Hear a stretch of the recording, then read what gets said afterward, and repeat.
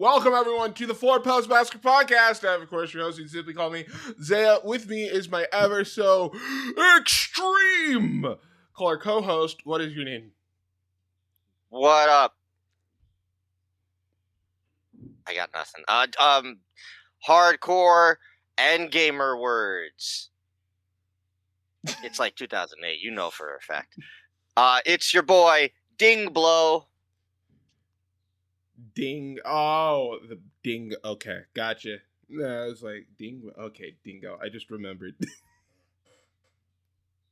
Shout out to Dingo and the man who might finally give Icarus some fucking fight for the worst back tattoo of all time. You could have picked one of the 20 fucking deathmatch wrestlers. Nah, fuck that. Dingo, baby. Australian Bryan Danielson. Okay. Well, joining us today on why we are talking about Dingo and IWA in general is none other than the king of the indies himself. It is J Crack joining us today. I am honored by that title. Hello, I am Jay. I am currently enjoying a nice drink of Peachy's Mai Tai. It's a pre-mixed drink. And right now, I'm going to have a taste.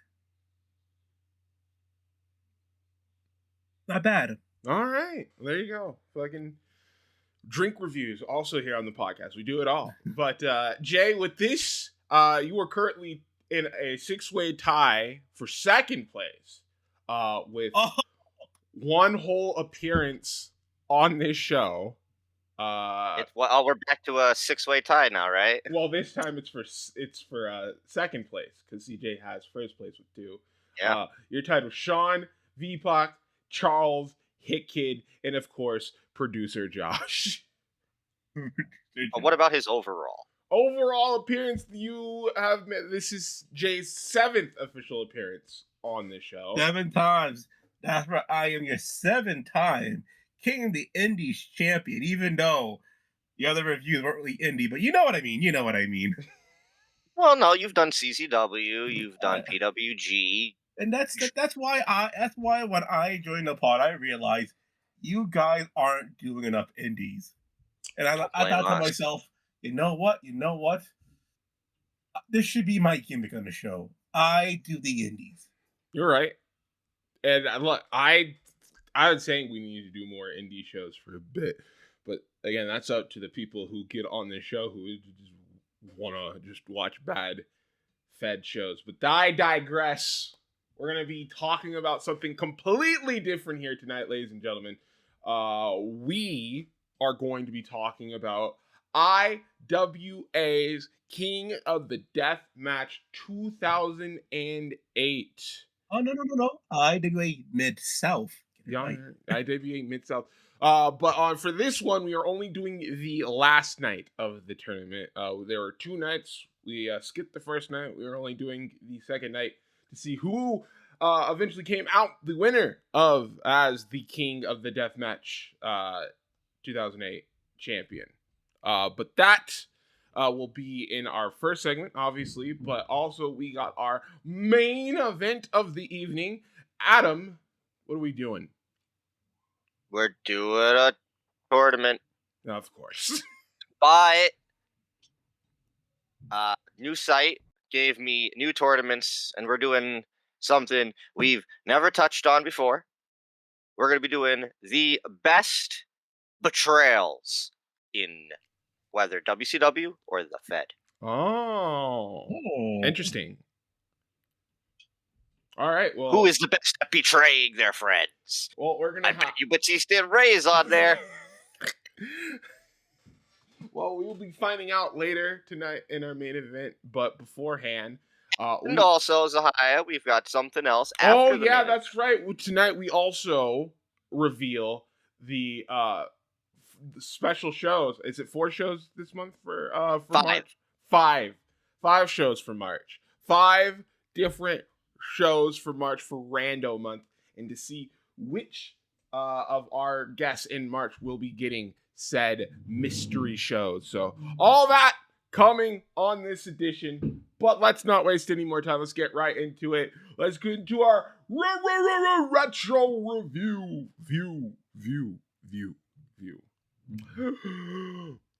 June 20th and 21st of 2008, IWA Mid South presented their annual King of the Deathmatch tournament.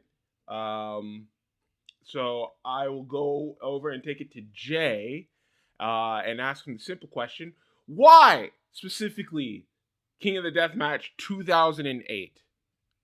Well, it started on Twitter where someone was posting clips of like random spots in the show, and I thought, man, that shit looks fucking wild. And I bet it is wild. And then we watched it, and you know what? It was wild. It was pretty But wild. not only is that, this time of the indies is near and near to my heart, despite the fact that I'm not the biggest fan of anime itself at all, because uh Ian Ron's kind of a cunt. But besides that, Kind they do of. play a my apologies. He's a major cunt. But besides that, they do play a very important role in the indies because you know this. They made a lot of guys. They are responsible for a lot of like big names today. The biggest name of them all, CM Punk. CM Punk. A lot of people may know Chris Hero. I was very shocked because I looked at the match card for night one. A lot of fucking like already known indie talent like Sarah Del Rey, Tyler Black, what was it, Jimmy Jacobs, all on that night one show. Fortunately, we did not get that lucky. We got fucking Dino. No, because like I said, like when it comes to the indie, the rest people around this time, it was like CCW, ROH, PWG, Shikara, IWA Mid South. These were like the five. I know there's more.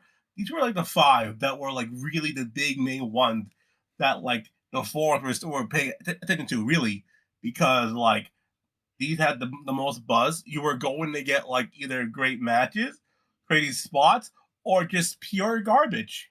And IWA Mid South, like there's no in between. It's really not. There's not. So as backyard, let's be honest, this is a outlaw mud show. There's no way around it. This is an outlaw mud show. When you think of outlaw mud shows, you think of this. This is the definition of an outlaw mud show, because I got a feeling Ian did not have the legal rights to do a show at a Waffle House, probably. I don't know where they were. It was a bowling alley. It was a bowling alley. So yeah, it's as outlaw mud show as you get, and I love it. I really do. Well, we're gonna find out if me and Adam also share your same sentiment of love for King of the Deathmatch 2008. But before then, it is June 2008. We know what wrestling culture looked like during that time, but what about popular culture? So it's time for the Culture Corner, baby. Adam. Hi. June 2008. You gotta give me something here. Oh, don't worry. We're finally out of the weeds. We were in some dark territory. It's 2008. It's also June. It's summer season. I've got a lot of shit for you.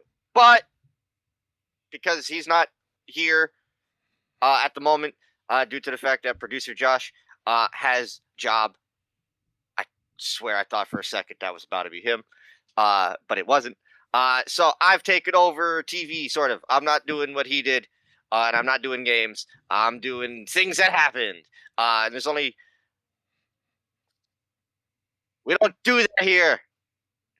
You don't do what here? I lost my whole train of thought now. What just happened? I thought it just... You suck out here. I see him. What are you talking about? Z man, I think he's gone mad. I don't. Lost my train of thought. It's that marijuana that he was smoking. It's got to his brain. Fuck you, Carol. Going crazy.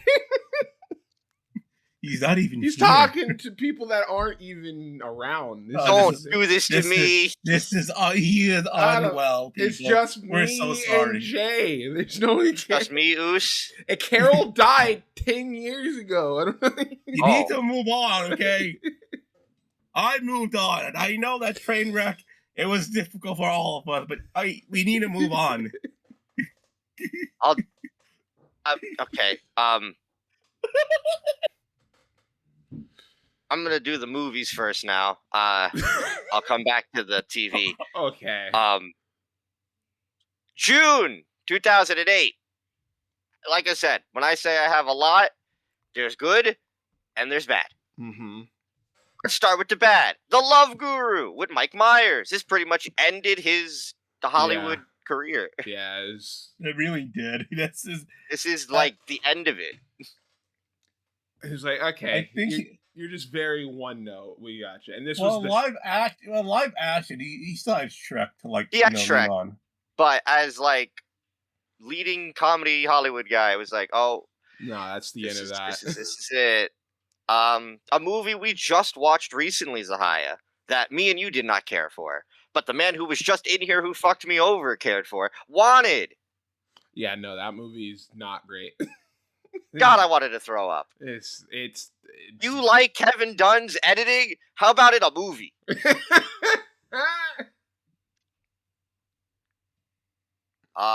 Let's see. Also, things that are bad, but depending on how you feel. I personally love The Happening. I bet you do. The Happening is such a great, fun, awful B movie, you know? Mark Wahlberg. Come on, we got to talk about the bees. It's so bad. We also had The Incredible Hulk, the one with Edward Norton. I don't think it's a bad movie. Look, above all else, it was the movie that explained, like, everything's connected now. Like, you got the reveal of Tony Stark. That movie gave us that. So, you can't really say what you will about the rest of it. It gave us the confirmation of the MCU. And what happened to Edward Norton. He don't come back. No, he does not. We also had Get Smart, Steve Carell, Anne Hathaway, Dwayne Johnson. Great Khali's in that movie. Bad movie. I've only seen it once. Don't Mess with the Zohan, Adam Sandler. Also bad movie. Not great, no. And then finally, the two biggest movies, and shocker, they're kids' movies.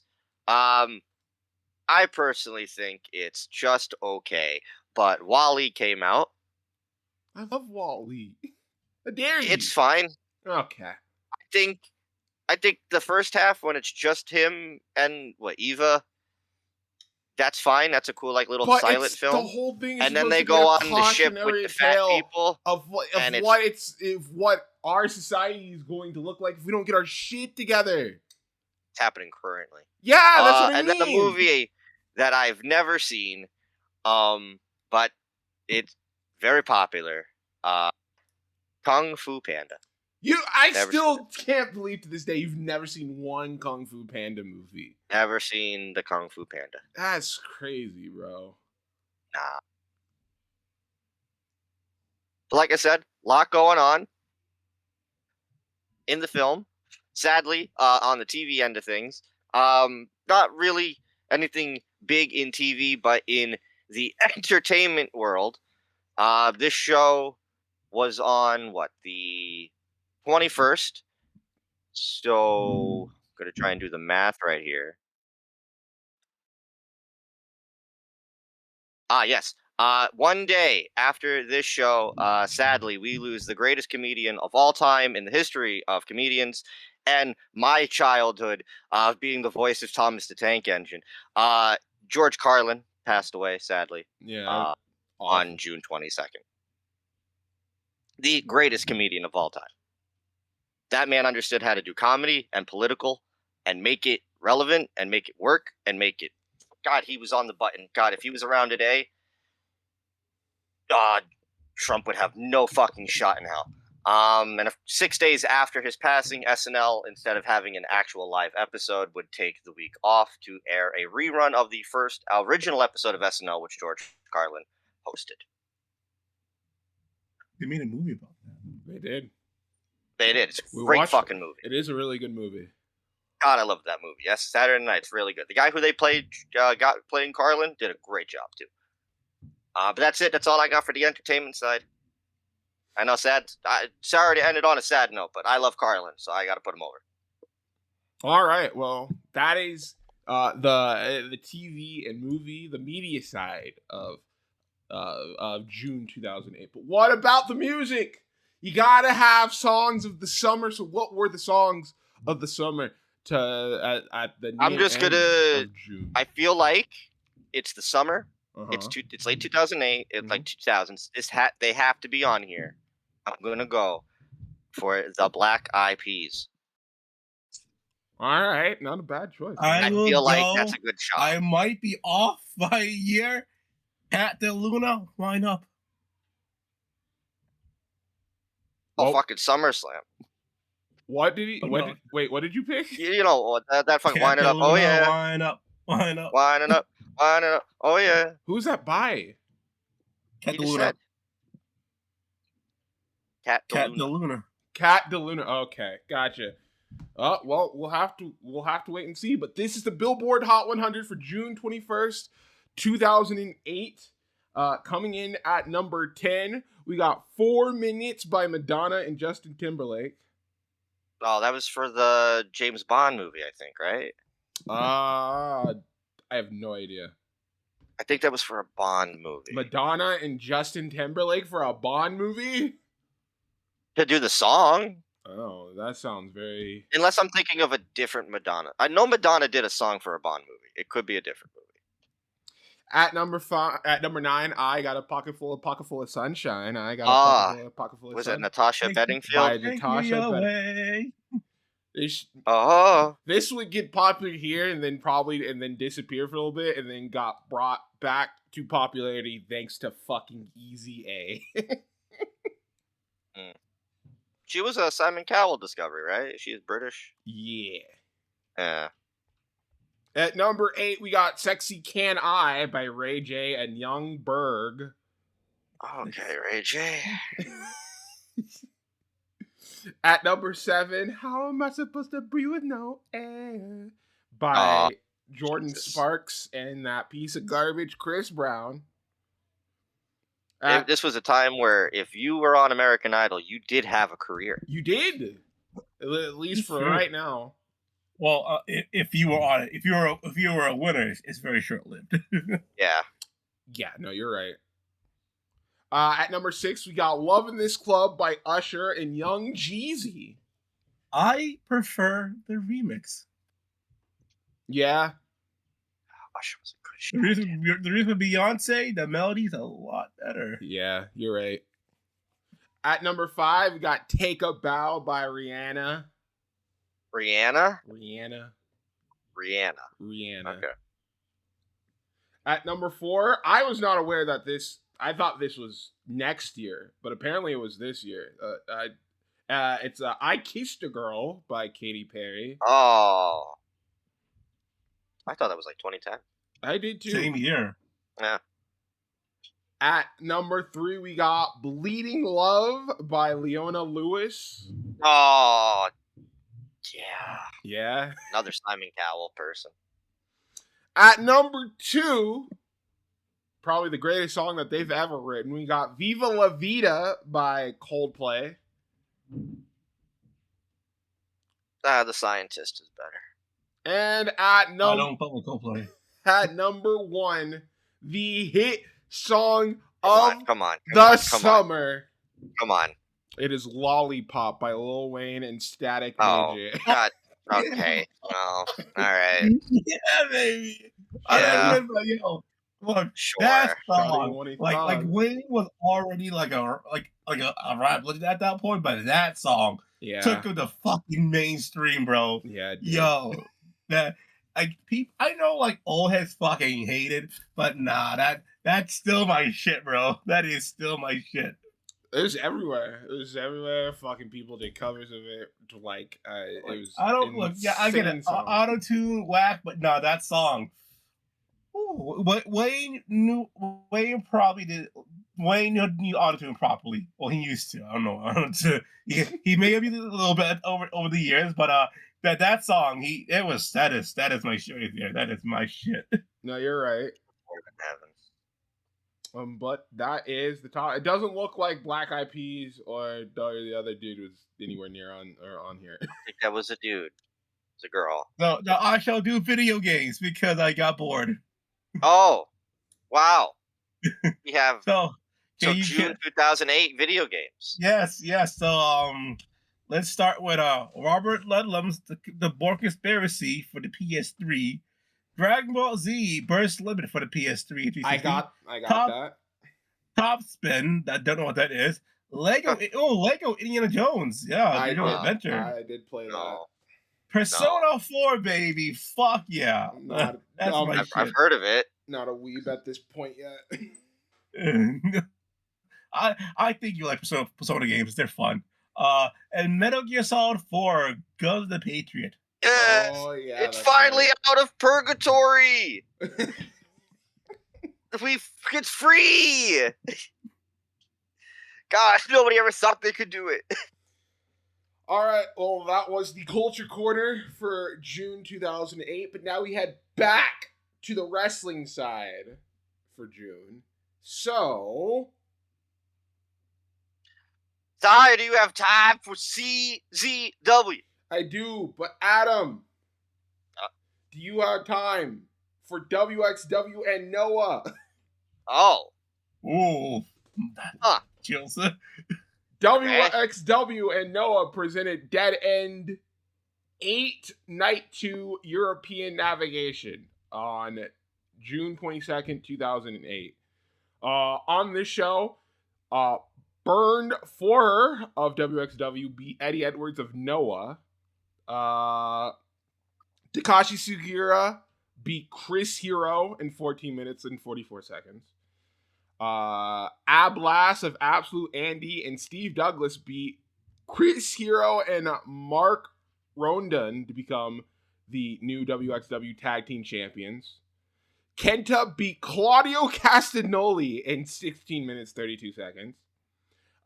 Thumbtack Jack beat Jay Briscoe in 12 minutes, 5 seconds in a relaxed rules match. For the WXW World Heavyweight title, number one contendership, Bryan Danielson beat Nigel McGuinness in 24 minutes, 22 seconds. And then in the main event, Go Shiozaki and Kenta Kobashi beat Bad Bones and Big Van Walter in 20 minutes Bad Bones and 12 seconds. This show currently has a 9.32 on Cage Match. I forgot Hero was fucking it was in the Europe scene for the longest. I really forgot about that. And this is why he's so loved over there. Is mainly because of this run in WXW. Like his style is very European. It really is very World of Sports. He loves catch wrestling. Otto Vaughn would love you, Chris Hero. But Adam, did he fucking just get up and leave? Hey, yeah, guys, Adam, here's what I'm gonna pick. I'm gonna pick CZW, Enraged in the Cage. Yeah, John Zandig versus CM Punk in a Barbed Wire Steel Cage match. Woo!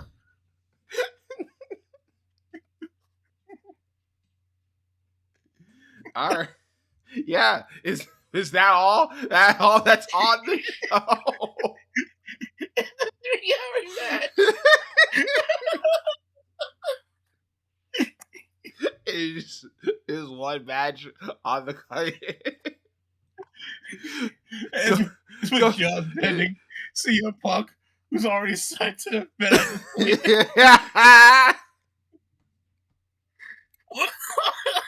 Yeah, fucking one match, 8 minutes. Fuck you, go home. The entire DVD is just a black screen. I don't know what you guys were waiting for. That was the whole show. We promoted one match. Like, get out. Hey, sometimes that's how it is. Oh my god. Well, CZW Uh-huh. happened the same day Oh. in Jersey. So, nowhere near Indiana. Did CZW have a better show? Let's find out if the card sounds good to you. Probably. Because I'll let you know right now, at least by the match card, it's like one death match on the whole card. Wow. Opening match. There's time limits, but there's no ratings. Ryan McBride defeated L.J. Cruz in 6 minutes and 39 seconds. Here are people you know. Alex Colon and Joe Gacy defeated The Reason and Adam Cole Bebe in 7 minutes and 15 seconds. Young Florida boy Adam Cole. Yeah, in front of 200 people in Jersey. Indy staple, shout out to Greg Excellent, defeated Ernest Montgomery O'Keefe in no time limit gimmick. From this point forward, there are no time limits. I don't know how long these matches went on, and neither do they. Up in Smoke, Cheech and Cloudy, hell yeah, defeated That's Team a name Andrew. I haven't heard in a very long time. Defeated Team Andrew of Andy Sumner and Drew Gulak. Boo. Ruckus defeated Drew Blood. Hell yeah, Ruckus. John Dahmer defeated Danny DeManto. Boo. Pinky Sanchez defeated Sanjay Dutt. There's another name for you, Jay. That is, man, fucking, my God. These have opened. For the CZW Iron Man title, which is coming back, in an unlucky 13 staple gun death match, DJ Hyde defends against Z-Bar. Gross. And in the main event, Drake Younger defeated Rest in Peace, Trent Acid. Oh, my God. All right, Jay. That's probably a good match. All right, Jay. Between IWA Mid South, CZW, WXW, and Noah, which one we taking here? WXW and Noah? Yeah. Yeah, come on. Funny. I picked my show just for interesting giggles, okay? Yeah. Because Yeah, I knew it would be a car crash. But no, both shows sound fucking so much better than my show.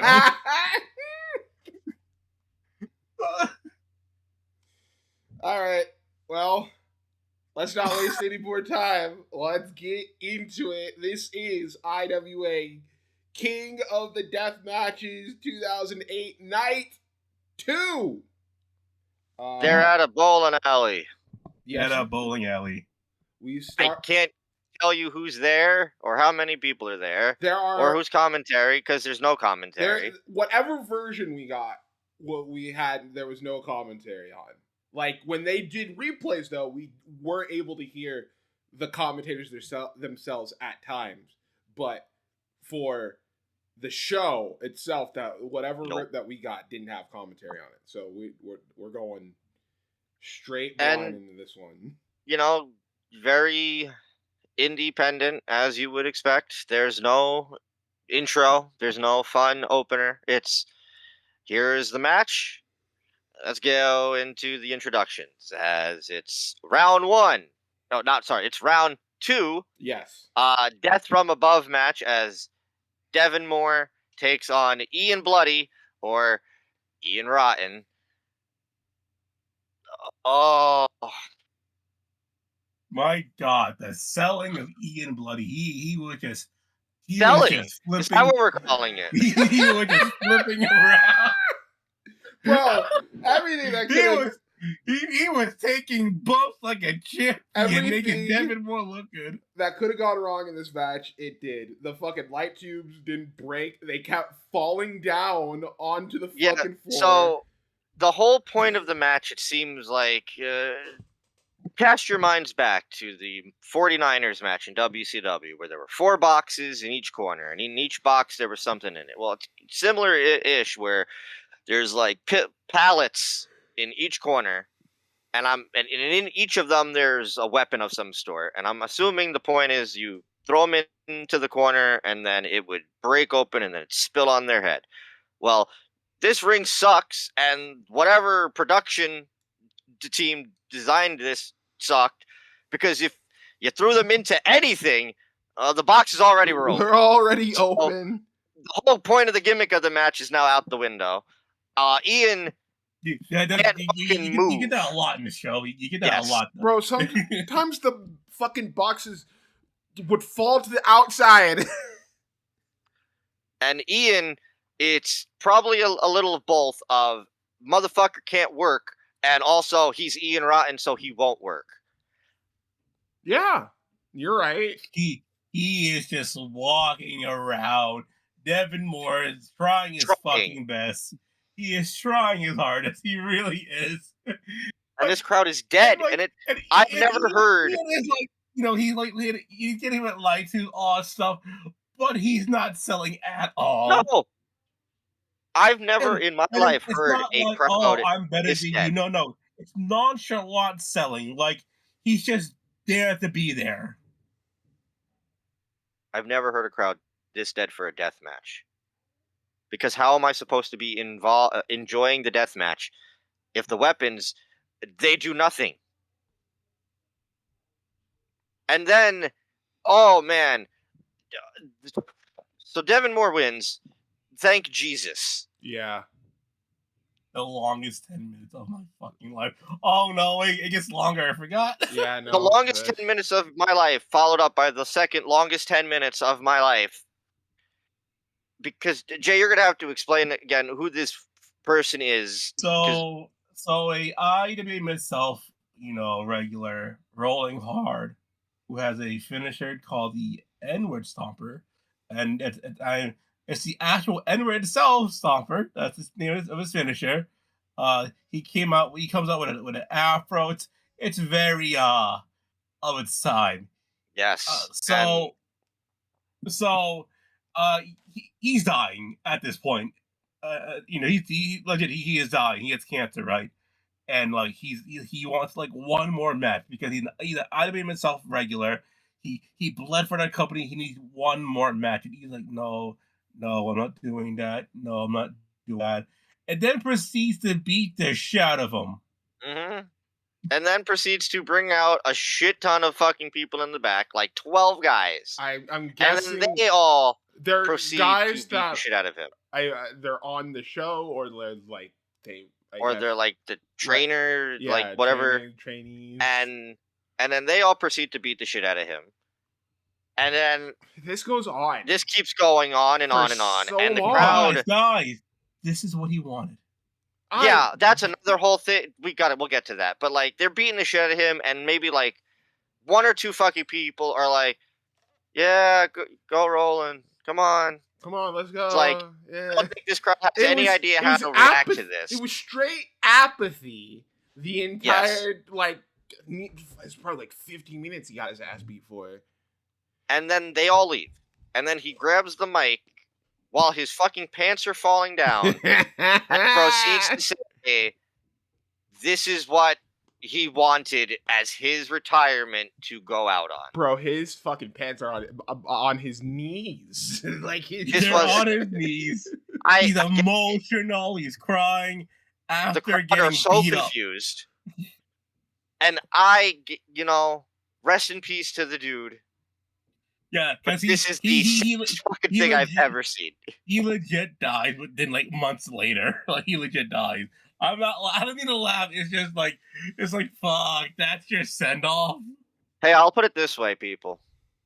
If you have complaints that John Cena's retirement was terrible, I think I can point you in another direction that might swerve that opinion. Because this was the worst retirement thing I've ever seen. I don't give a fuck if this is what you wanted. This is the saddest fucking shit I've ever seen. And it's like, oh my god, it's just, you're just getting beaten. Now, albeit, it's not the worst beatdown I've seen in IWA Mid South. Don't worry. No, trust me. Maybe one day we'll talk about that. But that's 30 minutes of this show. This beatdown was with consent, at least. Yeah. This is a 3.5-hour show. That's the first 30 minutes. It is the longest fucking. Oh, it is. It is. Hey, Yeah, at least it was tough. for the way in the opener, I guess. We follow that up with a IWA. It picks up. It picks up. It picks up at least. IWA Mid. They don't say it on the camera, and he doesn't come out with the belt. Cage Match says it's for the IWA Mid South light heavyweight title. He does come out with the belt, but does he come out with the belt? Yeah, they don't does, have a graphic. They do not have. It doesn't say it. No. So it's Jason Hades defending against Brian Skyline. I don't know who either of these guys were, but you talk about 2008 indies. These guys are doing moves because why not? This was such skinny ass little twinks wrestling with all this. doing moves. It's such a trip because it's so different from like the first match because everything was going good.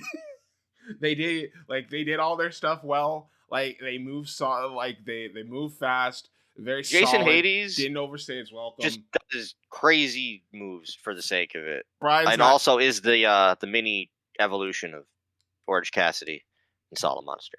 Brian Skyline hit this dude with a fucking Shining Wizard, couldn't get it. Then he tried to go for what I assume was like inverted, like it's like that fucking move that Matt Sydal does, but he missed. And then you put respect on Brian Skyline, okay? Do you know who trained Brian Skyline? That man is a protege of Dan Severn. That's right. Yeah, that's right. We did find that out. But Jason Hades hits this dude with what I can only describe as a double underhook Canadian Destroyer into backbreaker. It's retain the title. What the fuck was the move? The chiropractor. Yeah. But Canadian Destroyer underhooked. It was pretty fucking sick. It's very short, but it's completely different from anything you're going to see on the rest of this show. I really liked Hades. He did some cool stuff. He did it was like the crossroads into a face buster, like a sit-out face buster was pretty cool. Mm-hmm. And he also did like this springboard double stomp backwards. I liked it. It was short. I enjoyed it for what it was. It was a breath of fresh air. It's whatever. It's whatever for me. We follow that up. IWA Mid South Heavyweight Championship. My boy Dingo from Australia with the worst back tattoo ever. Bro. Takes on Toby Klein. And me and Jay were very surprised. We're what though? Look, for anyone who don't know, Toby Klein, I want you to think of Necro Butcher, but I want you to think of Brian Danielson if he was raised by Necro Butcher. That is the best way I can describe Toby Klein. You guys kept going on about this guy. I was like, oh no, is he about to be fucking terrible? And then he does like a fucking inside out double springboard back elbow to Dingo. I was like, this dude's pretty dope. No, I love Toby Klein. Like Toby's great. Necro Butcher is fucking insane. You have to understand. Just that, he's a deathmatch guy. This is like the for modern, like if Nick Gage all of a sudden started doing World of Sport, and you'd be like, what the fuck am I watching right now?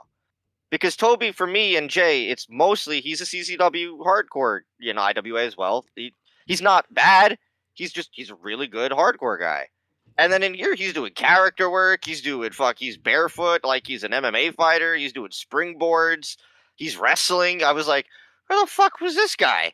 And it's the continuation of my point. When you figure out what you're good at, why bother doing something else? But he's good at this.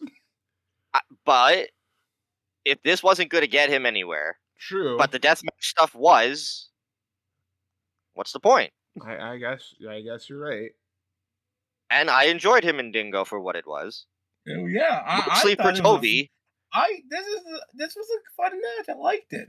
Yeah, no, this was. And I didn't know who Dingo was, but he was cool. Dingo, very small, technically sound, very small. You're right, technically sound. He was probably if we're by any like technical measure, he's probably like the best wrestler on this show.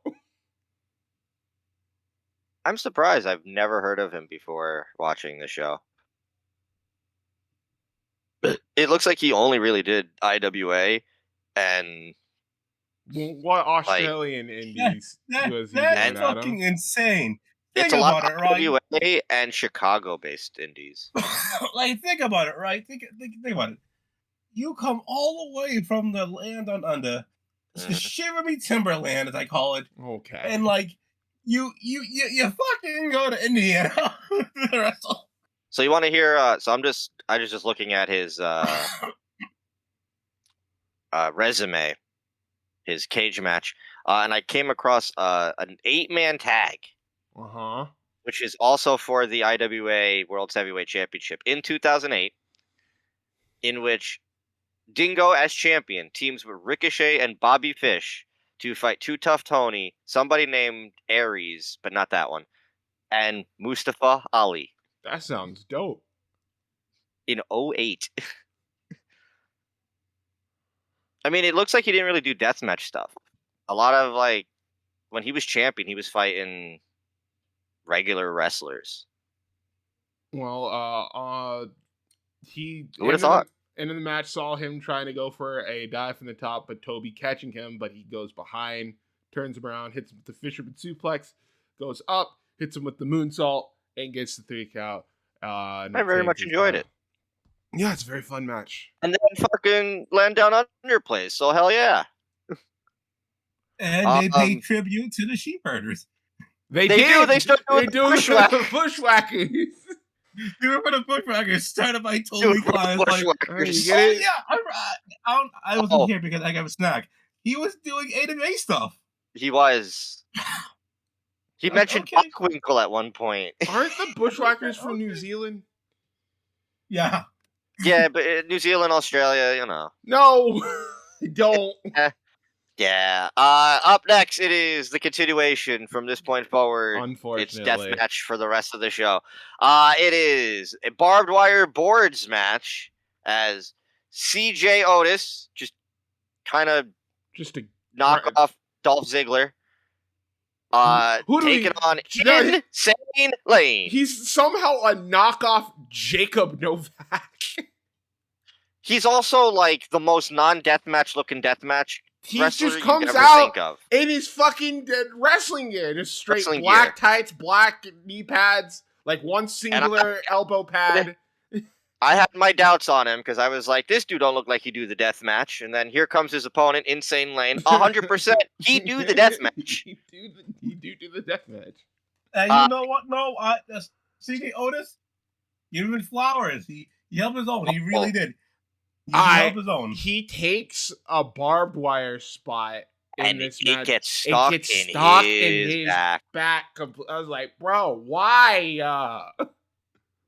And like we see Lane, I think Lane's like, oh fuck, yeah, I think he's stuck. He's like, shit.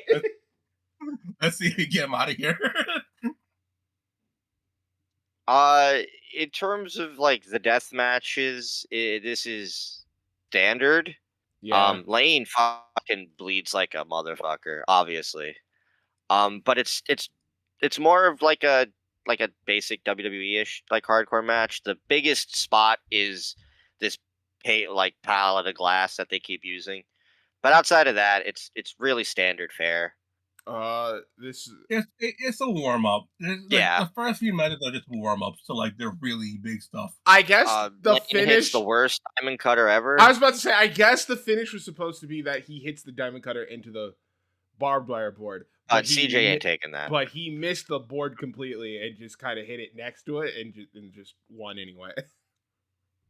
So again, I've nothing really to talk about here except for that insane barbed wire. Like, this shit was knotted in his fucking spine. Fucking gross. It was disgusting. But outside of that, pretty standard. There was a really cool German into the pane of glass. Insane Lane cuts an insane promo afterwards because he's coming for the crown. I got tired of in-ring promos after this fucking show. So many. Darren Childs, who is Jay if he was a deathmatch wrestler. True. takes on Deranged. He's deranged. Yeah. Yeah, he also says, yeah. I'm like, well, it's 2008.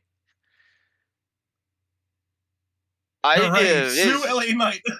This is a fat boy deathmatch. Yeah. Deranged, pretty much. Also, so it's a 20. It's a, what was the gimmick of this one? It's supposed to be an unlucky 13 match, but yeah. It's unlucky 13 normally is you staple $13 bills to the opponent, and then you win. But in this one, it was also if you had hit them with 13 light tubes. Still can't figure out if the numbers were combined or not, because in the end, I don't think it mattered. No. No. So like you said, like the gimmick, the gimmicks of all the matches just go away as time goes on, and it's like near the end when they're like, oh wait, we gotta do this. By the end, this is kind of how most tournaments work. Jay can attest. It's like you'll start out with here's the gimmick, and you get a few spots with it, and then eventually it just divulges into a hardcore match. Because how can you really realistically keep track? No one's the referee has the dollar bills, but at one point, Darren gets it stapled in his ass, and the dollar bill falls out. So does it not count anymore? It is what it is. It's a cool gimmick in theory. It's just how do you realistically make it work? But it's a cool visual to see dudes just got dollar bills hanging from them. In the end, Deranged wins, which is probably the right choice anyway. Explodes a fucking guitar over his head that's full of something. At one point, Deranged pretty much just beats the shit out of Darren in this match. It's very one-sided. Again, this is also just whatever. Because in the end, it's not even a pinfall or anything. It's just Deranged just literally beats the shit out of Darren, and the ref says, I think we're done here. Just boxing him in the corner with fucking lefts and rights. But after this comes probably one of the biggest fucking train wrecks on this fucking show. Dustin Lee and Madman Pondo. Good God, bro. Oh, dear God. God. Something, all right. What is the... Okay, it's claimed to be light tube insanity. Yeah, no, that's about right, because there's a shit ton of light tube contraptions, as well as a bunch of fucking other junk and leftover shit from the other match. So half the ring, it's already a small ring, is just full of trash. Yeah. Pondo, I've never liked Pondo as a wrestler or a person. Dustin is pretty cool. But holy shit, I feel like every spot they do in this match gets fucked up. Either shit doesn't break, shit breaks prematurely, something falls out of the ring and breaks, tables don't break, the shopping cart to the face. The one thing that does go right is him setting up a fucking stop sign while he's in the Tree of Woe position up against his face. Then him grabbing a fucking shopping cart and throwing that shopping cart into the fucking stop sign and into his face. The amount of CT that these guys got in this match. Good Lord. Insane. Fucking pile drivers off of the top rope onto ironing board, which pissed Sean off because it wasn't the finish. And he's like, well, maybe, hold on. The finish was supposed to be a tornado DDT through a barbed wire table. Guess what didn't happen? Well, first off, took them forever to get the table into the ring. Yeah. Then the leg of the table breaks. Then DDT barely connects, even touching the table. Doesn't even. So how do? We follow up. We try it again. Yeah, and guess what? It still doesn't break. Doesn't break. They say, "Well, fuck it. Go." That's the 1, 2, 3. This was. I haven't had so much fun watching a match in a minute of just epic bad, like, wow, nothing worked. I loved it. Also, Sean's dismay of it made it even better. He was not happy. No. Even watching this. Hated this. Because look, I was with you because maybe I saw the fucking pile driver through the fucking the ironing board, and like I was like, okay, maybe they got something better planned. And look, to their defense, in theory, the tornado DDT through a barbed wire table doesn't sound like a bad finish. And then the execution happened. I will say, before the DDT, he did a really cool show Ryuken to a light tube into Madman Pondo's face. That was cool. This is a fucking train wreck, and I had a great time. But Dustin Lee beats Pondo to move on. I don't know how. He had a fucking shopping cart tossed at his face. Oh, shit. Up next, it is... Where is it? The Barefoot, Thumbtacks, Bottle Caps, and Glass match.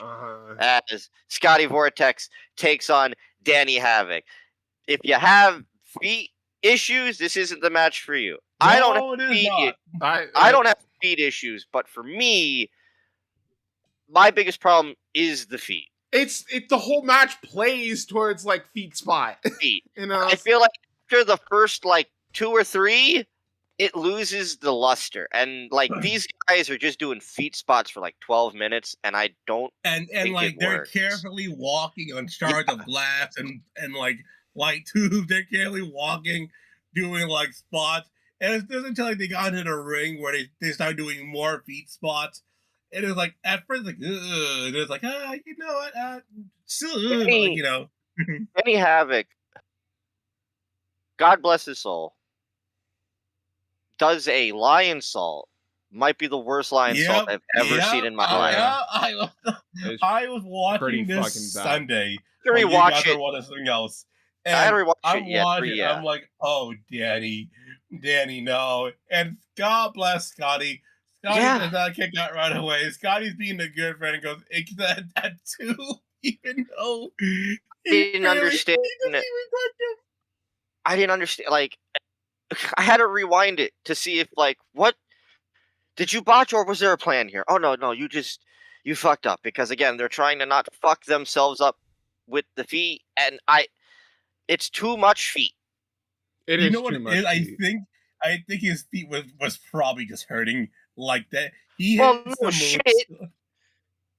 He hits the moonsault. It's fucking like, oh, that hurts because it's a rope. They hurt. We hit it. Like he just tumbles. I will say his finish was pretty cool because he does reverse like leg trap Bloody Sunday into the.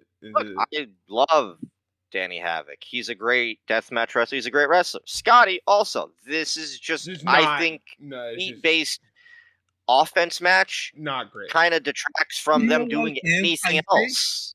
I think the idea was to like make it like super uncomfortable for the viewers. But also, maybe do this match. It makes them very limited. Well, it's also like, how many times can I see his foot? You know, like, and also the other problem, since we hit nighttime, it's fucking dark in Indiana. Look, the quality of the video is already not great, so it's hard to fucking see. If you were gonna do the feet match, maybe do it in the daylight. All I'll say is that if you don't like feet, then you're probably not gonna like this match. However, if you have a foot fetish, I don't know. This is kind of like a snuff film to you, I guess, in a way. Yeah, you might fuck with it. Yeah. Beatbox. Cool stuff, but just there were a few cool things, but mostly feet based, and I kind of got bored after like 5 minutes of that being the gimmick. Yeah. Danny and Scotty protest that democracy means we're not cutting a promo. They doesn't want to do it. They don't want to do it. Holy fucking shit. It's the fucking god of this shit, baby. Nick Gage. And he's fat. Not as fat as the guy he's fighting. No, Freak because Show. he's here to take on Freak Show. And it's a taped fists death match. It's a Taipei death match, essentially. It's a tape-faced Texas death match because you gotta get you have to get a 3 count on them while also having after the count get the 10 as well. You don't understand how gimmicky. pissed I was. What? Because these two kind of I wanted to like this match and I didn't. I loved this I match. I loved it. Bro, they were being They're stiff. fucking- Freak Show They're was beating the stiff. piss out of each other. You let me finish. No. My issue, there's 2 issues. My first issue is, again, they spend a lot of this fighting in the crowd. It's fucking dark. I know there's nothing they can do about it, but, you know, it hurts to fucking watch. The second issue is not them beating the shit out of each other, because I love that shit, because they just fucking literally slug the shit out of each other. I've never liked the Texas death stipulation. If you're going to do a last man standing, just do last man standing. I don't need the fucking 3 count bullshit. I don't like it AEW. I don't like it when they did it in... That is something I don't like either. It's like... I feel like it 10 count. breaks the flow of the match. Just do the last man standing shit, dude. That's all you need. However, I will say what I liked about this match is that they didn't take much from like every other match, because every other match at this point is just like, you know, even like the Light more tubes, fucking yeah. like Blast. spots, all that stuff. There's no spots. This is just a There's fight. 2 guys beating the piss out of each 2 other. meaty men going at it. It's like, we're not gonna do anything cute or fucking flashy. We're just gonna go out there and beat the shit out of each other. Yeah. The only fucking weapons they really shots use from Gage to Freak Show hold on. in this match are fucking disgusting. gross. But there is one weapon of note that is used, and that's the motherfucking whole can with the thumbtacks on it, baby. I was waiting all night. I saw that earlier. I was that shit better get used. On his, he not only low blows him with the whole can, he puts the whole can on his dick and then like proceeds to face fuck him with the whole can.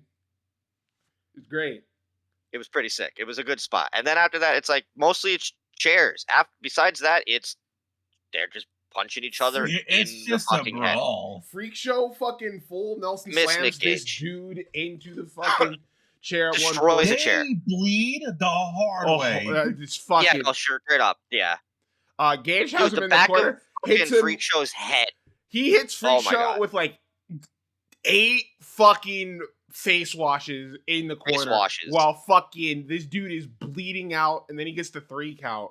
And once it looks like Freak Show's about to get up, Gage just blasts this motherfucker with another sick chair shot, and that's how Freak Show And tells goes the out. referee, you fucking count. And dude, Freak Show's head, the back of his head is more bloody than the front of his head. Look, say what you will about the Texas Deathmatch stipulation, I thought they made this match work very fucking well. They did. I love They this did. match. When I say I wanted to love it, it's just because like I hate, like, because I'm watching, I'm like, oh shit, this is great, and then a pinfall, and I'm like, oh wait, no, it's fucking last man standing. Just do last man standing. Just do last man standing.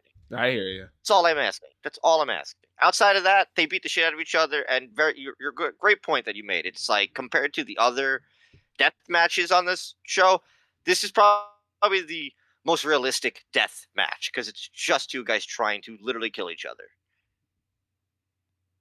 We follow that up with a break before we head into our semifinals. It is a fatal 4-way as Corey Shaddix, Viper, and Wax try to kill Tank. Because that's what from this. And the They try Tank to kill him. fuck all of you. I will kill all of you one by one. Yeah, this Wax is, does jump off the fucking top of the bowling alley, which was so cool. this for like a good majority, it's the Tank showcase match for a good bit of it. This is Tank who Tank. is still You going today you in are- ICW. master. You are watching Tank just beat the shit out of all these guys. It's great. Look, if you ever It's want supposed to be a 4-way, right? But Tank's like, no, I'm just gonna beat all you up. Look, if The you finish ever of this you match wanted to, might be the coolest fucking finish I've ever seen. he's got two guys. He's got one guy like on top of the other guy. There's a chair in between, and he takes the other dude, And then he puts light tubes. and then he just curb stomps the other dude into the other dude with the chair and the light tubes, and gets the victory. It's what a finish. Also, what a way Tahaya, to you would put understand. someone over.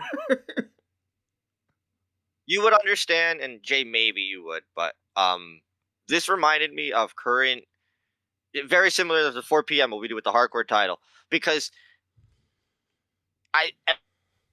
every time he kills a dude, they just stay dead. Yeah. And then he moves on to the next He guy. goes And on it to the reminded next- me so much of like when they do the hardcore Again, shit. keep It's in like mind, he's just this dead. is a four-way. He's dead. This is a four-way. This is to fight each other, right?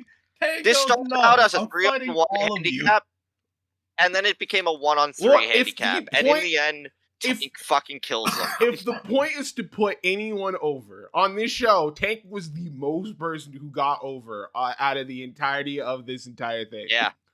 Because they made him look like a People fucking fucked with monster. Tank. And then afterwards, sportsmanship. We all had fun. You're damn right. And then Tank cuts a promo saying that he's going to come back. It's the return of Tank. I guess he lost the past few tournaments, but he's going to reclaim his glory. Good luck, Tank.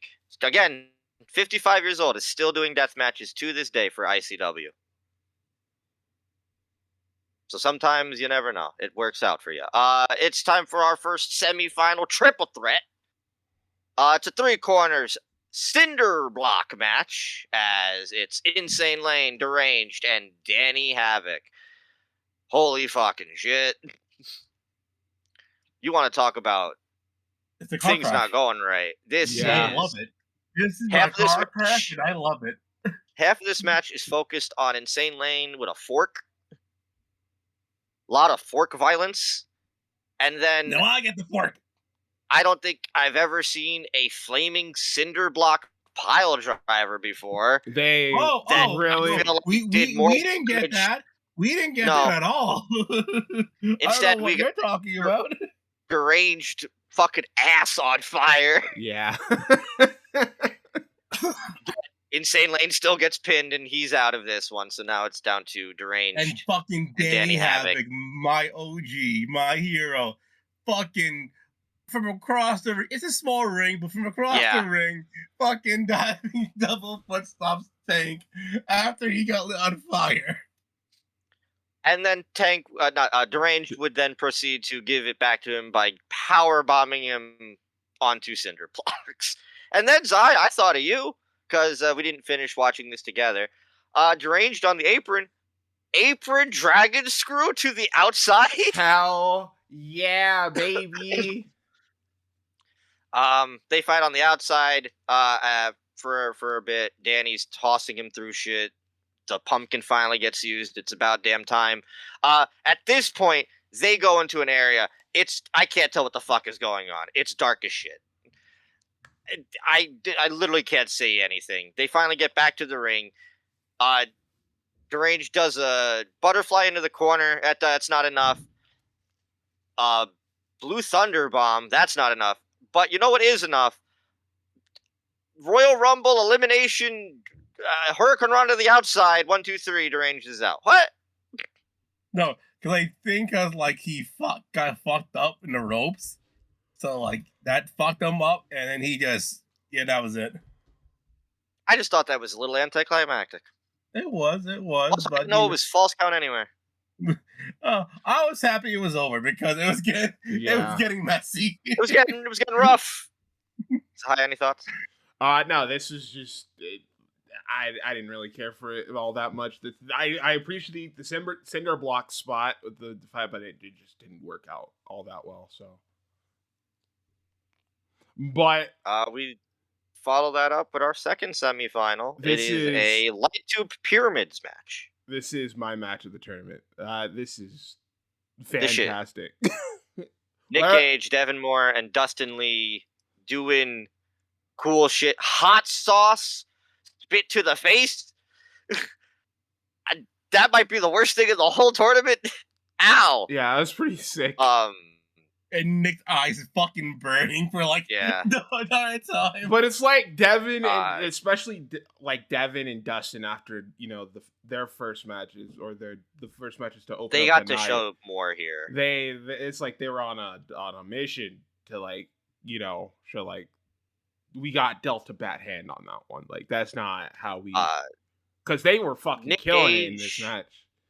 Has to get a bucket of water poured on his face. And poor Nikki's like, oh, this is like the worst pain he has in the entire match. This is supposed to be a light tube. This should have been called the liquid death match because like there's lemon juice that gets involved. Like they're using everything that we have left. Nick Gage is a madman. Man, it's great to see him when he was able to move still. And again, Devin Moore was cool, and then he decided to scam a bunch of dudes out of money, and that sucks. Dustin Lee eventually gets eliminated. It goes down to Nick and fucking Devin, and this crowd is on fire for this one because like fucking Nick hits him with a fallaway slam into a barbed wire chair. That doesn't work. This dude then proceeds to hit the sickest combo I've ever seen with one pile driver, picks him up, second pile driver, picks him up into power bomb, and Devin Moore still kicks out of that. And I was like, fuck yeah, let's go! And then the finish, Nick Gage has what can only be described as a door of light tubes. A shield of light tubes. And Devin Moore like, fuck you. And Yakuza him. Yakuza kick fucking and shatters everywhere. It was sick. Mickey goes down. Holy 1, 2, shit. 3. Oh my, what a match. What a damn match. Holy crap. Again, deathmatch can be done right if you have the right people. And again, I think that's still stays true for our main event. It is the finals of the King of the Deathmatch 2008. It is a final 200 light tube barbed wire ropes table and scaffold deathmatch. I think this just put hair on my chest. I think this here is a good final. This might be my favorite match of the tournament. It very much seemed like these two were just like ready to go home though for my like because they were. I know. One of them was he made an appointment after the show. They were just going through their spots, as quickly as possible. And look, there are some fucking sick ass spots. Like there's a German suplex through a bundle of light tubes. To point it out to paint the picture, the entire ring is surrounded in light tubes that are then attached to barbed wire rope. Also, there is a scaffolding. So yes, I wonder what's going to be could have happened in the finish of this match. It could be anything. And they pretty much use all the light tubes. Oh yeah, like. And then, like we said, the scaffold. They both climb to the top. They're fighting. It looks like Havoc's gonna hit a Death Valley driver, but then Devin Moore says, "Fuck that jazz. How about fucking Michinoku driver?" Is a Northern Lights bomb from the fucking top of the scaffolding through the table with fucking light tubes, barbed wire and light tubes and all the fucking junk, and Devin Moore gets the victory and is your 2008 King of the Deathmatch. It's a work of art in my opinion. That spot is a work of art. Yeah, no, I think this is a good tournament finals. It's a good way to cap off the show. Yeah, but I don't really have too much bad to say about this. In terms of like all the other death matches, this is easily one of the better worked death matches on the show.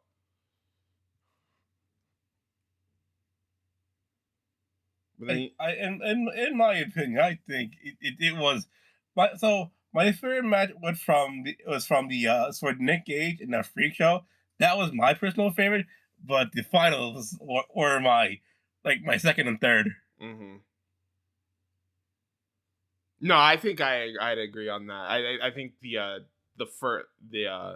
second semifinals was my favorite match, and then Nick and Freak Show, and then obviously this match is also very good. So after the match, they put over Danny Havoc at the end of the show.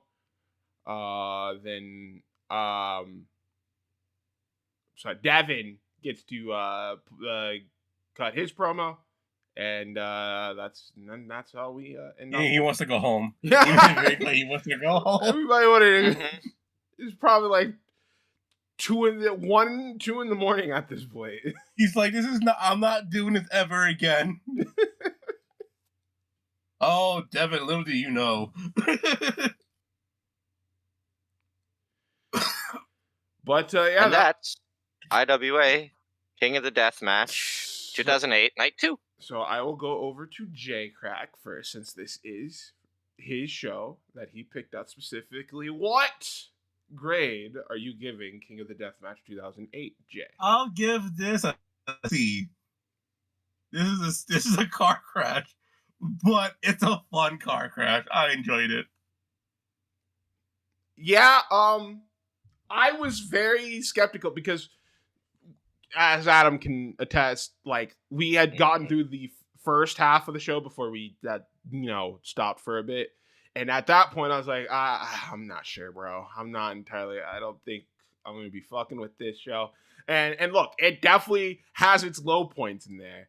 But by the end of it, there was like 3 very good matches on this show that I got that I didn't even think I would even get 3 that I would say that I really liked on this show. Besides, we don't do deathmatch wrestling all that much often. From what I got, this is exactly what I thought IWA Mid South would be like. You know, a mixture of the good and the bad, and it was definitely all there. So, yeah, I think I agree. I think I'll go C as well for this show. It's not the best show we've ever watched, but it's definitely unique. I would really like to do more of these in the future. I'm gonna go C. It started off bad, then it got better. I knew it would. I knew we just had to get through it, and we'd get to the promised land. Because I thought the last 3 matches all pretty much delivered. I enjoyed Tank beating the fuck out of 3 dudes. Nick Gage and Freak Show beating the fuck out of each other. It was great. I don't like Dex's Deathmatch, but whatever. The foot match, again, I think it lost its luster. Dustin Pondo, wow. Good for the bad reasons. And then everything like before that, outside of the 2 non-death matches, kind of like either sucked or whatever, and that whole opener was abysmal. But that's what you get with independent wrestling, and especially IWA Mid South. All right, so an overall C rating for IWA Mid South 2000. I think Jay is surprised it got that high. I am. Look, I was definitely not heading towards that direction when we first started the show, but it did pick up, and there was some stuff that I did like, so fair is fair. But after this, it's the start of Random Month!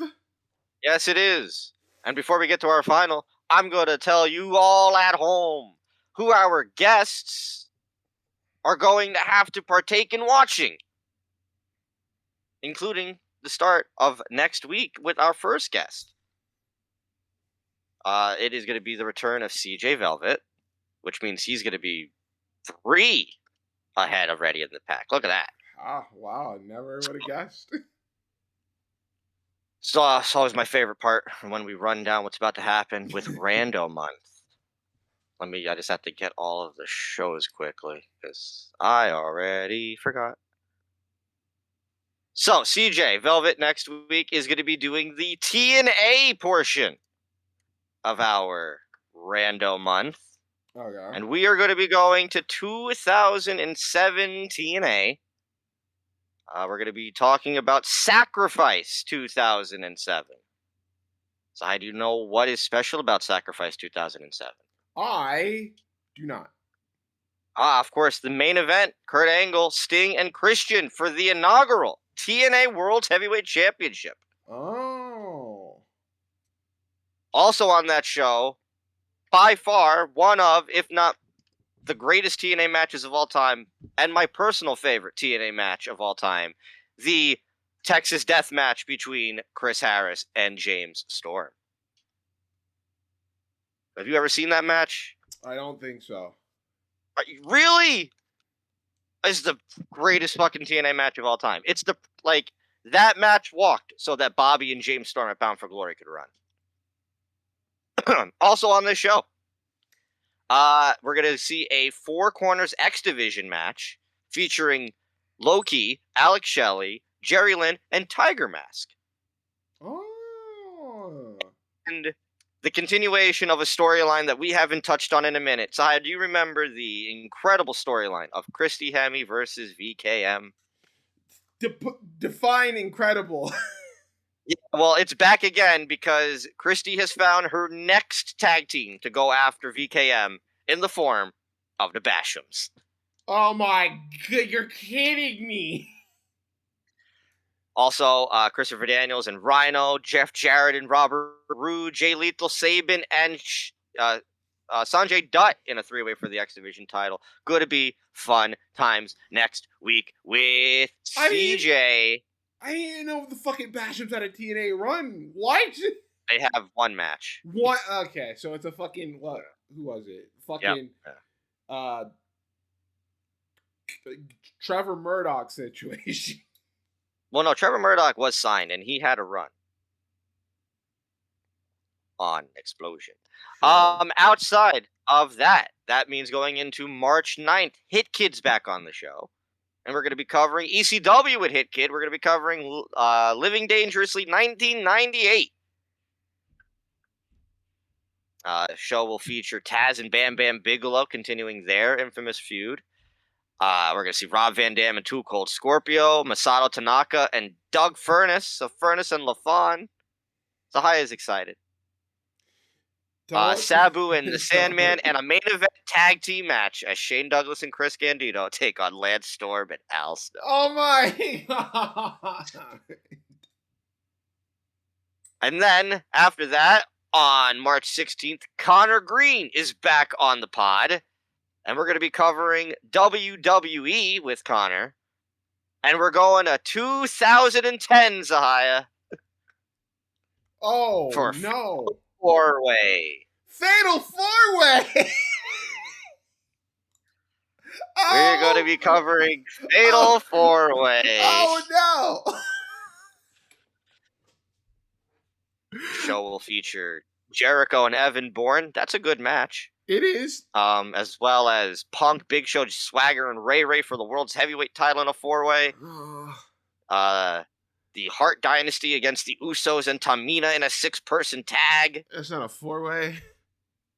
And the main event four-way of Edge, Cena, Orton, and Sheamus. I can tell you right now that is not great. I watched this show live, and I don't remember much about it, but I remember that main event is not great. Get ready for Fatal Four-Way in 3 weeks. And then we go over to March 23rd. Sean Walsh is back on the show, and we're covering some WCW. And finally, I've been waiting so long. We're covering a World War III, baby. He's been waiting for this. World War III, 1997. Let's fucking go. 60 men, 3 rings, 1 winner. Also on that show, Ray and Eddie Guerrero, Ric Flair and Kurt Hennig, Alex Wright and Steve Mongo McMichaels, Eugene Nagata and Ultimo Dragon, Perry Saturn and the Disco Inferno, and how about Ernest the Cat Miller and Glacier against Ming and the Barbarian? No. Yeah. No. And then we are finishing out the month with March 30th. A brand new person joining the show. Jose Blanco makes his debut on the podcast. And with that, we're going to also be covering a first-time show. Oh? Because the website that we use does have NXT. Technically, this does count. We are going over to Europe. NXT TakeOver UK Cardiff. Oh my good lord, an NXT UK takeover show. We're going to be covering for the first time ever an NXT UK takeover show, main evented by Tyler Bate and Volta. Oh, that's one of the, in my opinion, that's one of the greatest Fed matches of all time. So Also on this show, a match that I don't think I remember happening, Ilya and Cesaro. yeah, that match is also really good. A triple threat for the tag team title, Flash Morgan Webster and Mark Andrews against Gallus and the Grizzled Young Veterans, and Tony Storm and Kaylee Ray for the women's title. Should be a good show. I'm excited. We've never covered it. We're going to be covering it. And so those are all your shows. TNA Sacrifice 2007 next week. Living Dangerously 98 the week after. Fatal 4-Way 2010 the week after that. Christ. World War III 1997. And to finish out Rando Month, NXT UK TakeOver Cardiff. All right, well, that's all you have to look forward to for the month of March. But right now, it's time to finish things off with our main event. Jay is back. Jay, you are back. And we are going to be doing something we've never touched on before. And, this is something I think I've actually been wanting to look for. But, thank God we found thanks to a Joe Gacy, we'll call him. We found a new website. And this website gave me something that I think I've been dying to look for. Because wrestling, it is about friends. But it's also about when you don't want to be friends anymore, That's actually very true. Because sometimes you've been with a dude, and now you're sick and tired of that dude. But it could be something else. We're going to be covering 32 different betrayals within wrestling. And here tonight, me, Jay, and Zahaya will decide what is the best betrayal between WCW and WWE. Are you ready, Jay? I am ready. Are you ready, Zahaya? I am. Kick it off with this is going to be a heavy hitter right off the back. Yeah, I can see right now. It is the Shield implosion. Seth Rollins turns on the Shield, or Kane burns his brother alive in a casket at the Royal Rumble. Okay, I wanted to just say this. Taker was an idiot for trusting that Kane was going to have his back to begin with. Like, he already fucking hated you, and now he just is like, yes, my brother, let's finally take over the Fed. Just kidding. Get burned alive in a fucking casket, you idiot. I can't believe you fell for that. I'm going with Seth and Dean, because when I didn't even get to see it. That's the craziest thing. My grandma told me about it when it was happening, because I had left the room while it was happening. And she was like, oh, somebody hit somebody with the chair. And it was like, oh, okay. And then I saw it on Twitter. And I was like, what the fuck? So, yeah, I gotta go with Seth and Dean. In terms of like a spectacle, it's Kane and Kane, Brandon Taker alive. But in terms of like impact and storyline wise, I gotta go with Seth betraying the Shield. It is the blueprint nowadays of how betrayals are done. Adam, the Shield chair. No, that's what I'm saying. I mean, we saw it on Revolver, and I cried. Hold on, just want to hear the no. No. And good shit. And every Tumblr girl was fucking crying that night. All right, we move on. Okay, I guess.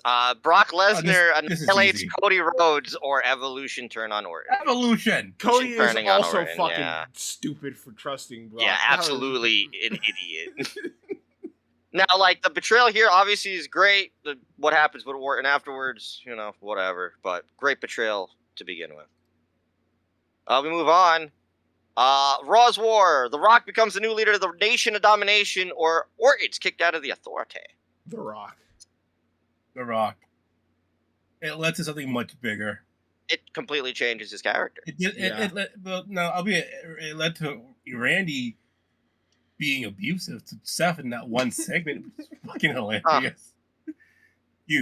Shame on you. Shame on you. Oh, Jesus. Oh, Big Show turns Lord. on John Cena to join the Authority, or Paul Bearer betrays the Undertaker, Bearer. Mankind. That was probably like fucking Big Show's 5th turn that year. Yeah, right? That month. It's Paul Bearer turning on These are Taker. getting Was a big easy. deal. These are getting easy. All right, here we Ooh. go. We got HBK and Marty, or the Wolfpack turn on Conan. I can't believe it. Marty Marty, Jannetty is Sean- still being used as like the second fiddle. That of is all- like the stepping stone of like, man. Oh, this is a Oh, I good knew one. it was gonna be here. I knew it. It's time for the Animal versus the Animal. Batista turns on Evolution, or Batista turns on who was supposed to be his friend. Look, I love Batista and Ray. I just want to hear him say it. Go ahead, keep talking. I love Batista and Ray so much. And like, look, it was when you go back and watch that whole segment, it's very uncomfortable because he's just My friend. up. He's so very nonchalantly telling Ray, "I'm gonna fucking kill you," and then he just does it. I don't know how to. Oh, see, this is. But Batista turning like But that was here's the thing, his Batista- moment. Batista turning on Triple H. That was his moment. No, that fucking pop, because people loved back then seeing Triple H get his ass handed to him. That's for true. I would have to go with Batista and Triple H. As iconic as Batista and Ray is, that is the settings that if that didn't happen, we do not get Ray and Batista. Yeah, that's true. I wish Ray and Batista had a different fight. Why yeah. couldn't they have gone up against Brock and fucking Cody? But yeah, I mean, this again changes his whole trajectory. Shawn Michaels turns on Booker T, kick him out of the NWO, or Hogan joins. Oh, the start of the NWO or the This literal one's- death of the end. NWO? Yeah. Gee, this is difficult. God, Hulk Hogan. Again, it's gonna get harder once we get later in the story. Yeah, but still, it's like this is sad. Scott Steiner turns on his brother Rick, or Jim Uso did what? Okay, Oof. so this does help the Usos out a lot.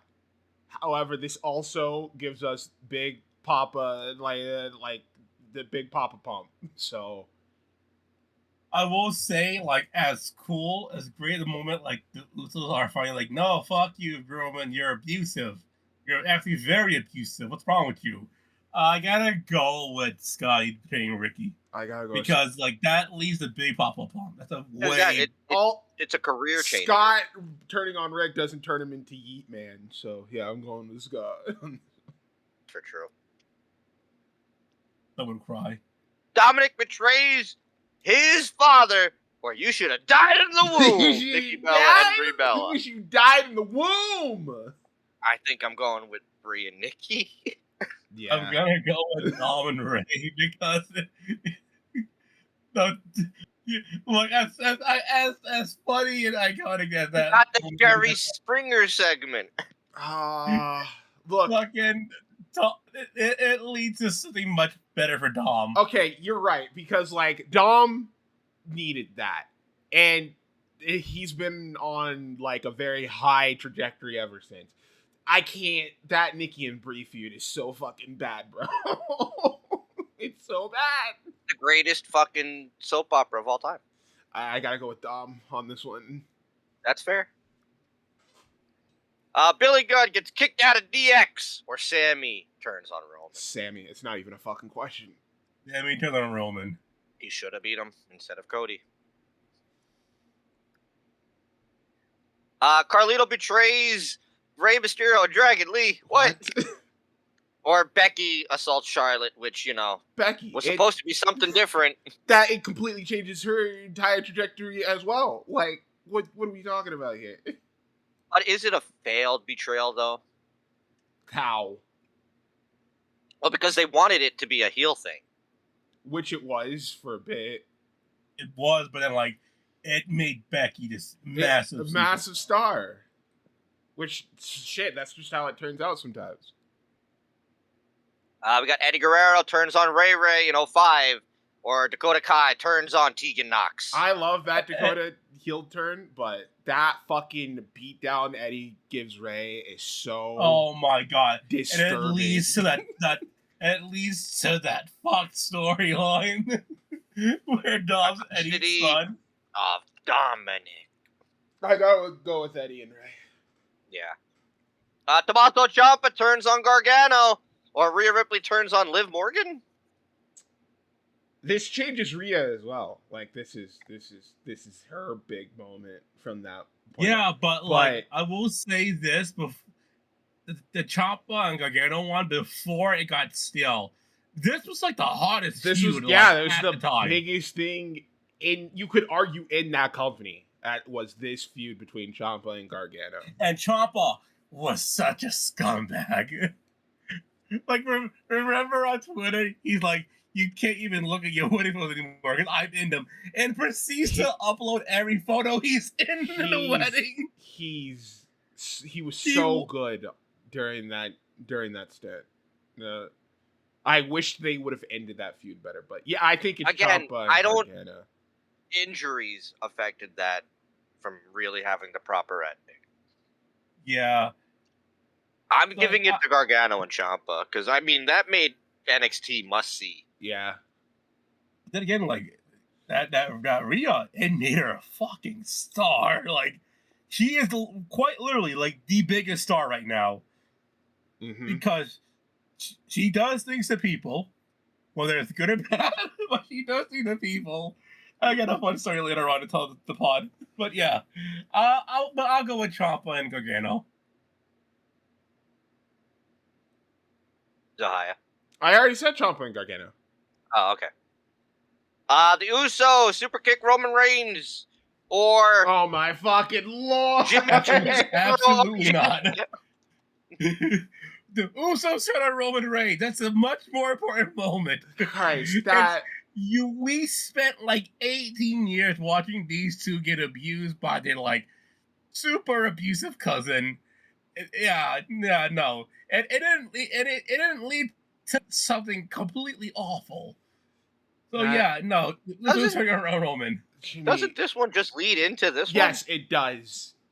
But the outcome was still, it was a sweet moment. It really was.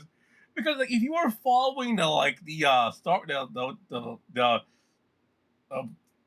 story, right? It's Roman's just being abusive. He's just an awful person. And the bloodline, Jimmy's and you see, I love it because the entire storyline, Jey Uso is completely stressed out, which is the funniest thing ever. I just want to say I love the thumbnail on it because it's fucking. You can see Solo. Paul reacting, Jay giving Roman the super kick, and Solo still having mean mugging. Oh, okay.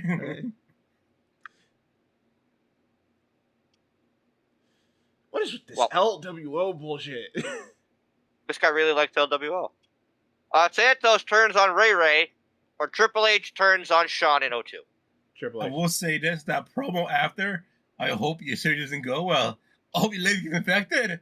I do love that.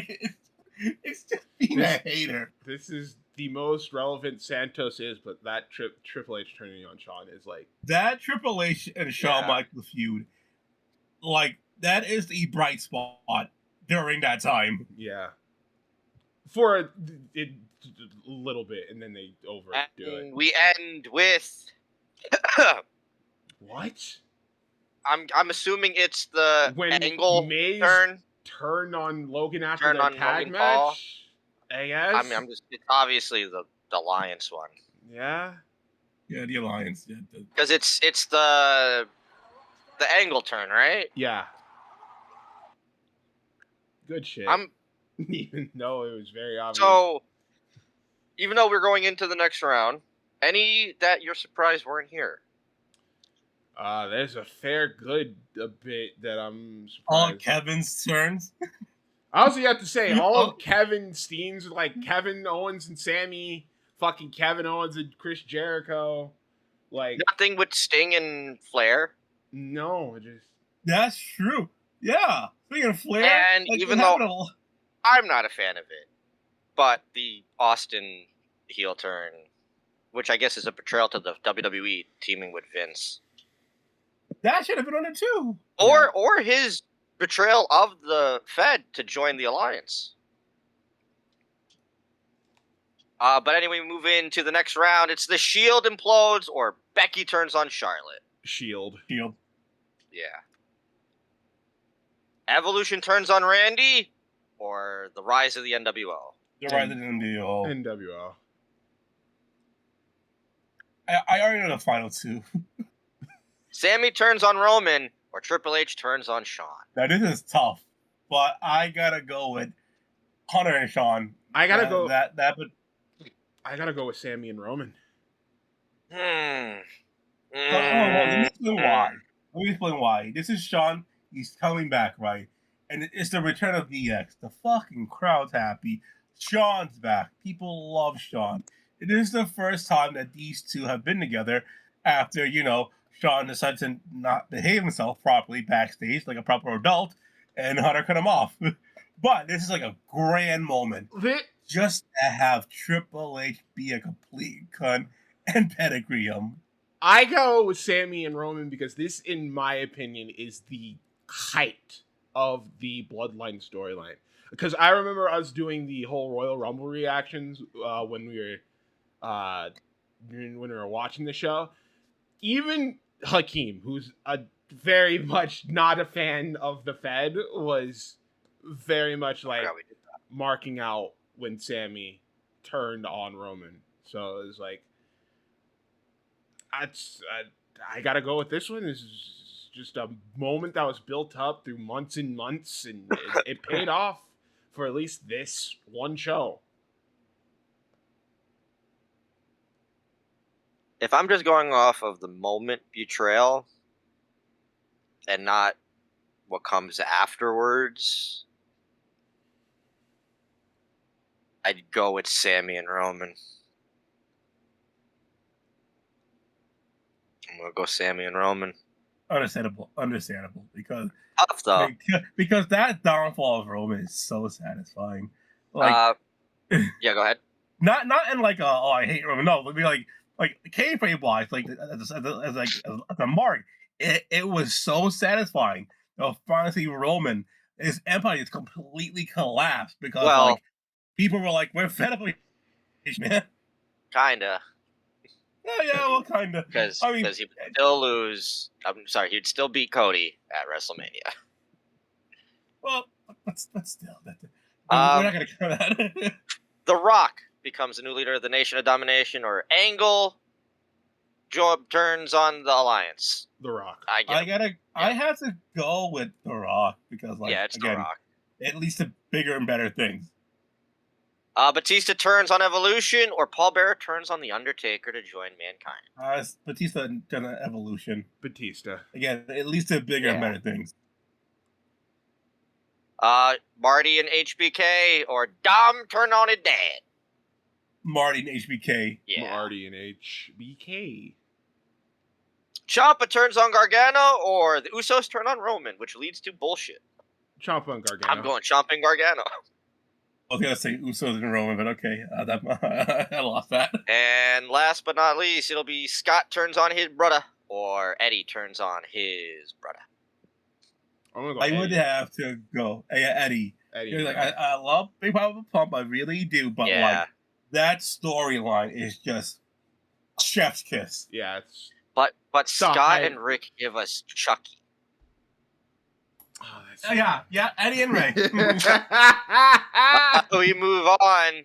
Batista turning on Triple H and Evolution, or The Rock Now joins it's getting the harder. Nation Now of it's getting Domination? harder. I would say, because I don't think even in this moment, I don't think people realized how big like that run would turn for Dwayne.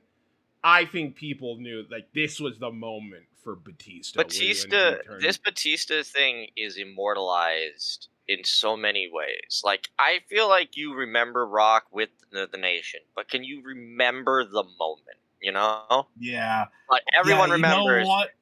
Thumbs up, I'll go with thumbs Batista down, and Evolution. with the contract. You know, Triple H and Ric Flair's face going from happy to like, uh-oh. Like, they made a fucking 3-pack of this moment last year to sell at Target for figures. Like, I'm going to give it to Batista and Trips just based on the betrayal. Obviously, Rock joining the Nation would be, you know, its own thing. But I agree. I don't think they knew yet. But that crowd, when he puts the thumbs down, lose their mind. The Shield implode or Gargano and Ciampa? The Shield implode. The Shield. Yeah, it's the Shield. HBK and Marty Jannetty or Sammy and Roman?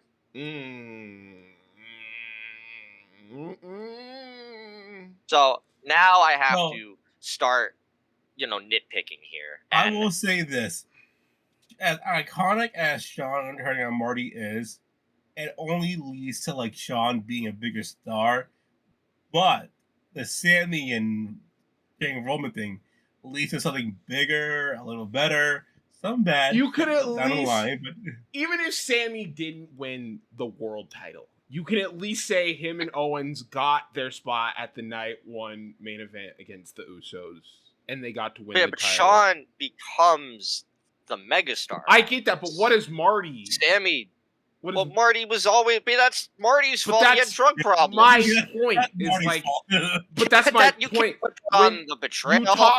You talk about the betrayal, and you talk about like what, like it leads better for all three men in that picture. Does it though? Yeah. Where is Sammy today?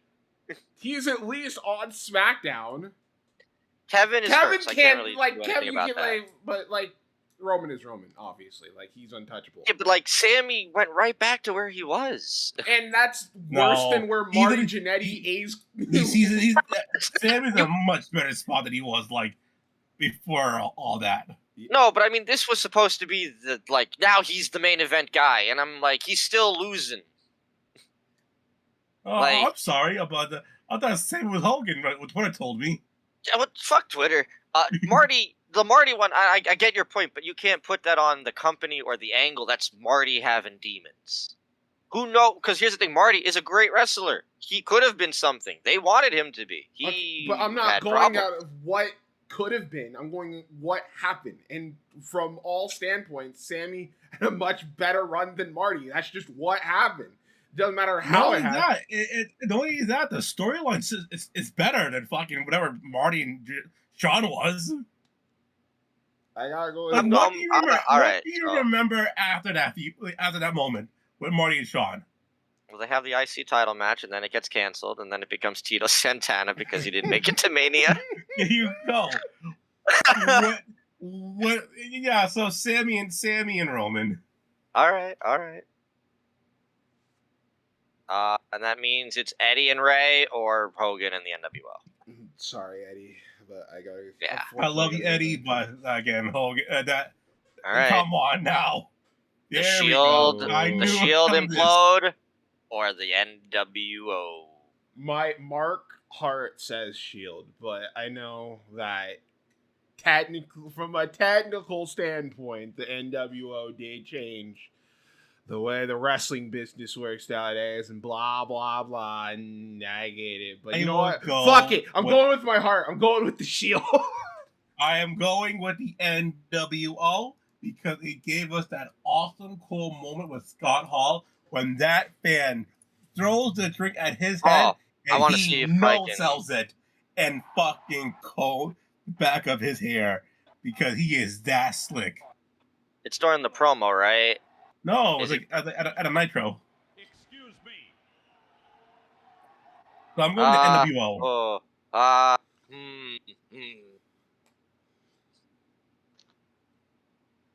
Hogan's betrayal is to the people. NWO Seth's betrayal is to friends. But, which one And has Tumblr girls. It's not easy.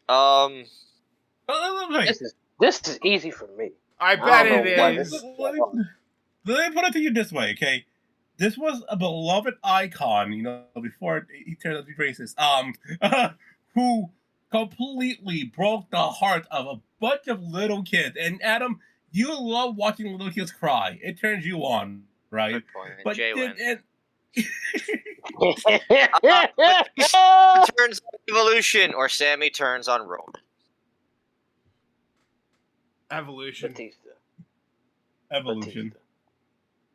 And that means our finals. NWO or Batista. Batista. NWO. Adam, look into your heart. You know which one is the right choice. You know which one it is. I have a counter. All right, what is your counter? Adam, Batista turning on Triple H made Carol happy. That's evil. You can't fucking. That's you can't say that. And do you want a moment that made Ryan Carol happy? Adam, I'm letting you know this. If you give it to NWO, you're letting Sean win. You're letting more Sean propaganda win on this show. And is that really what you want? You want more WCW propaganda on this show?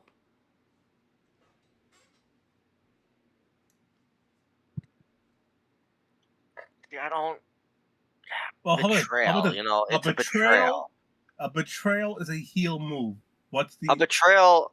Oh, that's not the definition of betrayal. That's fucking. when you think that's of betrayal, bullshit. betrayal's not a good thing. It's a heel move. It can also be But a. it can be a face move. See, I think if this was heel turns, I think when you think of the there's word an betrayal, obvious when winner. you think of the word betrayal, Okay. you think of the word heel. If there's an obvious winner here, if we're doing heel turns, but we're not. We're doing betrayals. I see. And if I had a gun to my head, all I can see is a thumb pointing down. Yeah! Let's go! So with that, here at 4 p.m. have decided that Batista turning on Evolution is the best betrayal in wrestling history. Woo! Which, hey, look, the website itself, number 3. No. Is You the know Shield, what? and You number know 2 is what Hogan. the big betrayal is? Four Post Massacre. Oh, Turning no. their back on the King of Indies. Ah. All right. Oh man. Alright. That was fun. I enjoyed that immensely. Alright. Well, that's gonna end things off here at the Four Post Massacre Podcast. Jay, please tell all these wonderful people where they can find you over the internet. I am on Blue Sky. Give me a moment. That's where I am most of the time because Twitter is a cesspool.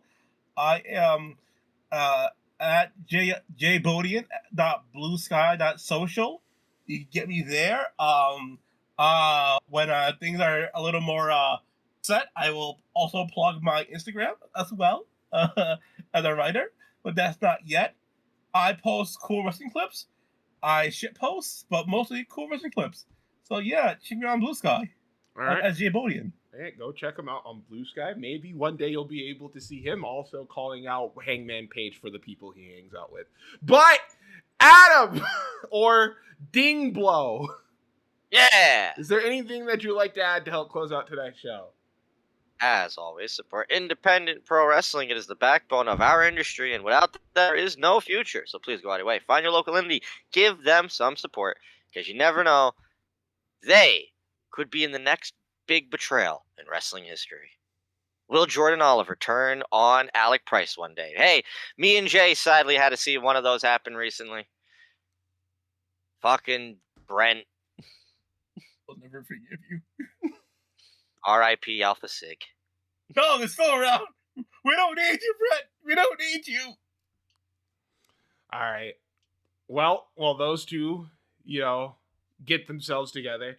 That's how we're going off the air, everybody. Remember, you can always check us out on Podbean, Apple Podcast, and YouTube. Currently, we just got done with Title Tuesday, and we're officially on the road to Victory Road. Actually, it is our final stop before our biggest show of the season, which is Xanadu. So go ahead, tune in to the 4 p.m. universe mode. Go ahead and subscribe, like the video, share it, do all that wonderful stuff to help get the word out for 4 p.m.